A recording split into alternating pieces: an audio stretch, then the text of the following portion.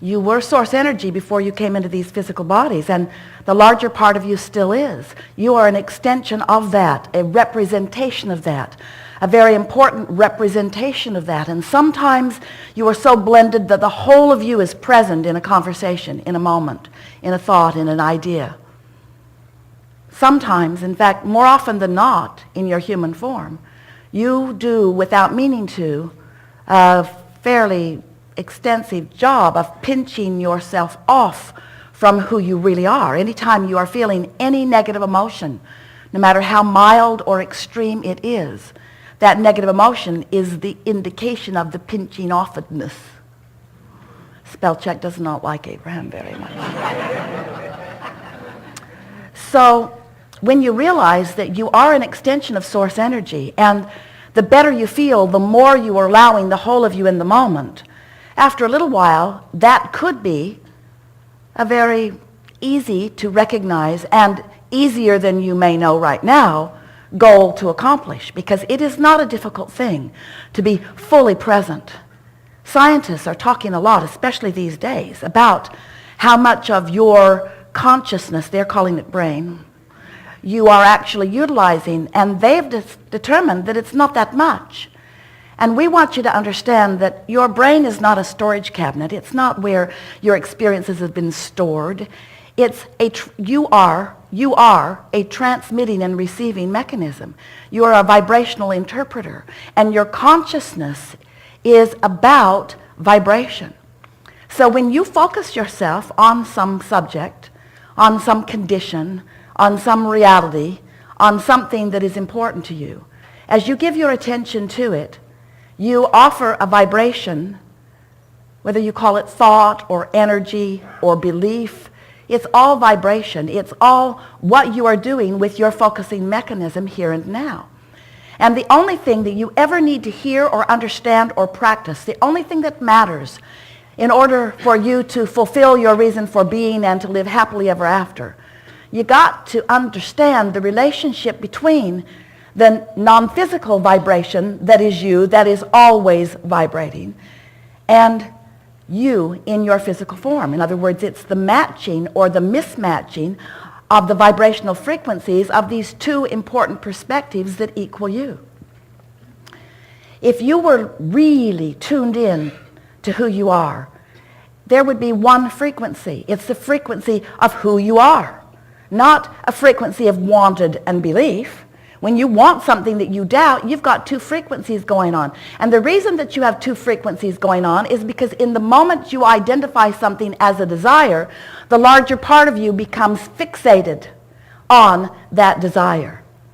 So when the larger part of you is focused upon what you want, but you are in any moment in time focused upon its absence or its unlikelihoodness,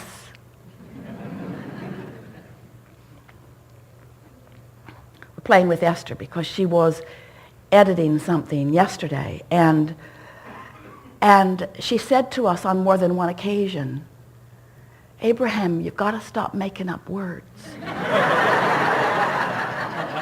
And we said to her, you're the one drawing the dirty pictures. That's an old joke that Esther and Jerry told each other almost every day. Esther is the one who finds the words, and she's reaching for the word that really means what we mean.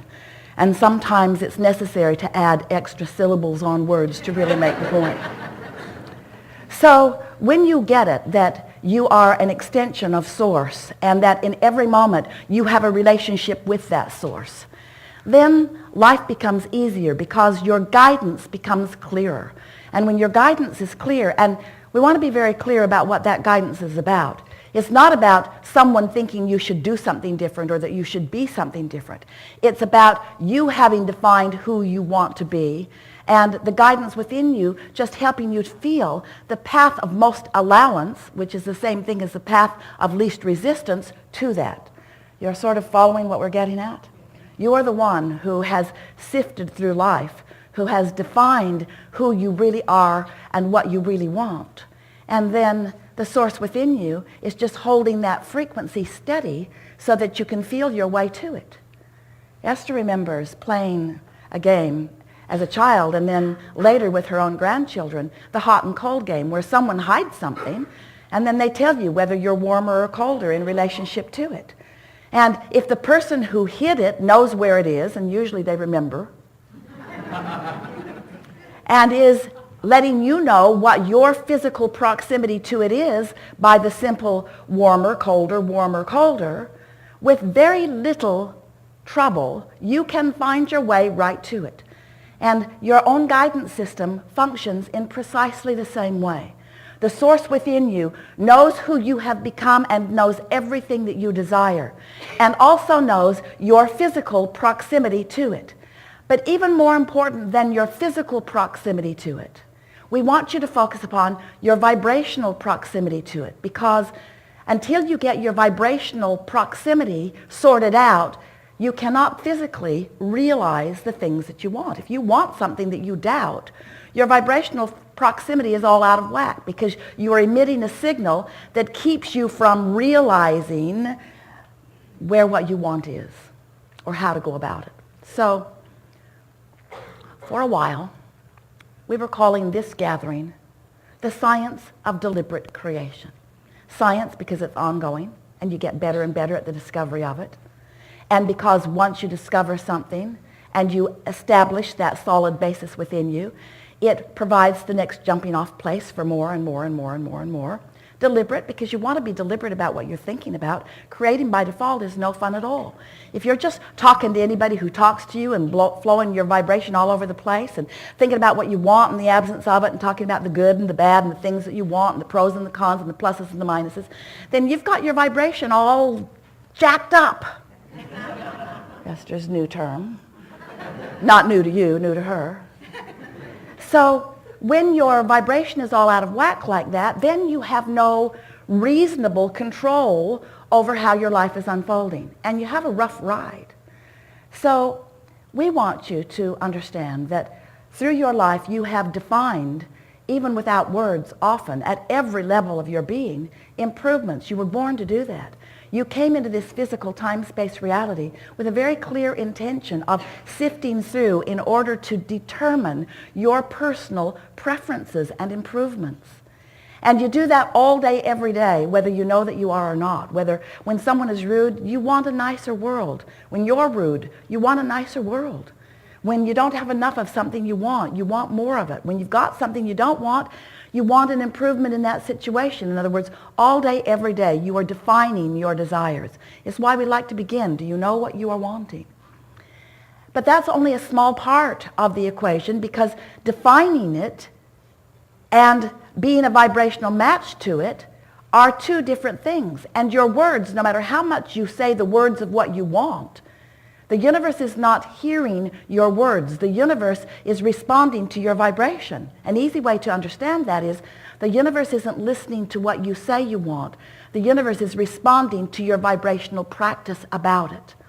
So if you really want something but you really doubt it, and the dominant vibration within you is it's not working and I don't know how to make it work, and the feeling within you is one of being lost about it, the universe cannot deliver to you a path that's going to be an easy path to it, because you've got a frequency going on that is making it not possible for you to realize the path.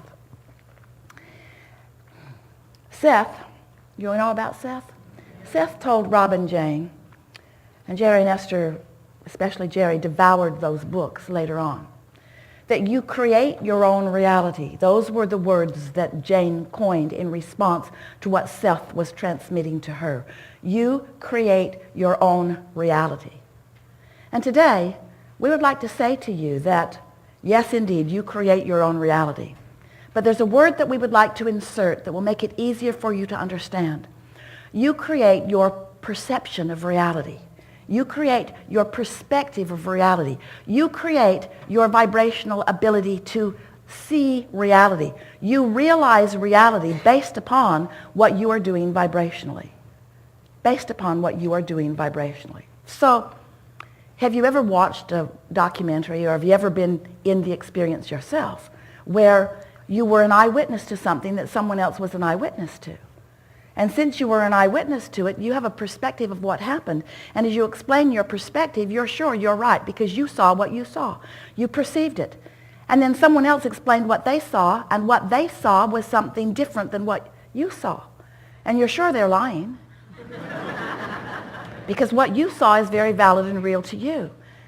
If there is anything that we would like to present to you in a way and find enough analogies and examples to help you really get it, something that would serve you better than all other things put together that you will ever hear from us or anyone else, it would be that your perspective is uniquely yours. And if you could give up your determination to explain yourself in enough different ways to get other people to see it the way you see it, oh, life would begin being sweet for you right now. If you could just accept that everybody gets to create their version of reality and that you will waste your life in trying to get them to accept your version. Because the life that they've lived and the vibration that they're offering is the reason that they see it as they see it. You can live in the same community and have two very different lives. And what most of you say is, well, of course we live different lives. That guy lives in a mansion and I don't. Of course his perspective is different than mine. That guy inherited money from his daddy and I didn't. Of course we have different perspectives. That person was born da-da-da-da-da-da-da-da. As you try to explain why you are not all living the same, you miss the only point that matters. You have different perceptions of reality over which you have complete control. But most humans do not exercise any control over your perception of reality because you're so busy dividing and defining and cataloging and pigeonholing reality into different piles and placing judgment upon it. Oh, that's a bad thing. Let's put all those bad things over there and those bad things over there, and they're different in their badness, but they're bad things. And as you spend that natural time defining whether you want it or not, you also, without meaning to, practice the vibrational frequency of the very things that you put in the bad piles. And then, because it's part of your vibration, it prevents you from discovering the good piles because your vibration's all wrapped up in what's in the bad piles. And then, we love you so much. You know what's coming next after that statement. And then, you look to something outside of you to make the difference. You look for someone else to fix it. It started with your mother or your father or someone up close to you. Please change this condition. There is a condition in my reality that I see that I don't like. And when I look at that condition, I feel bad. And I don't want to feel bad. That's the first thing you knew about yourself. You don't like feeling bad. So when you're looking at a condition and you feel bad, and you associate feeling bad with that condition, then of course it's logical, we get it, why you want that condition to change. But you are not the boss of those conditions. You are not the creator of someone else's reality. You cannot control the conditions. You are the creator of your own reality.